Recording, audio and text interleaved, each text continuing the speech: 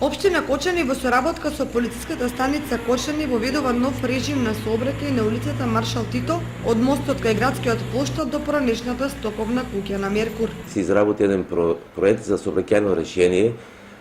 како за паркирање по улиците во општина Кочани, така и за измена на сообраќајот на улицата Маршал Тито.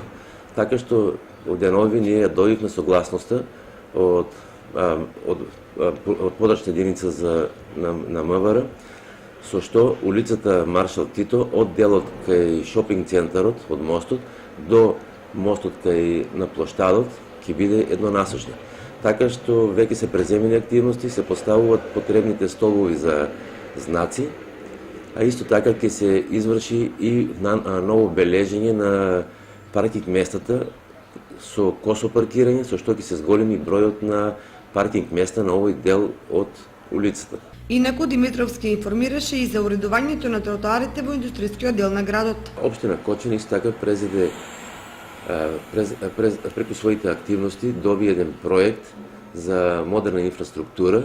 Тоа е со прекугранична соработка во индустријскиот дел, каде што од објектот Национал до објектот на Европа 92 се врши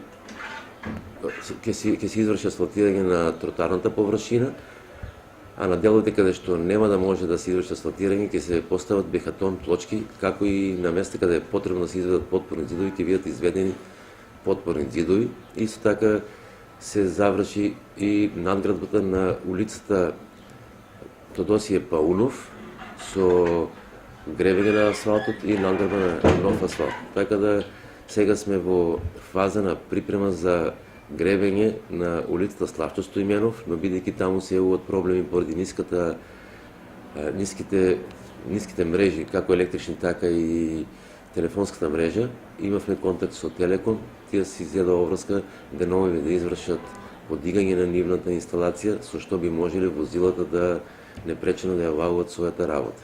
Општина Кочани изминатите месеци активно работи на реализирање на програмата за изградба на локална пат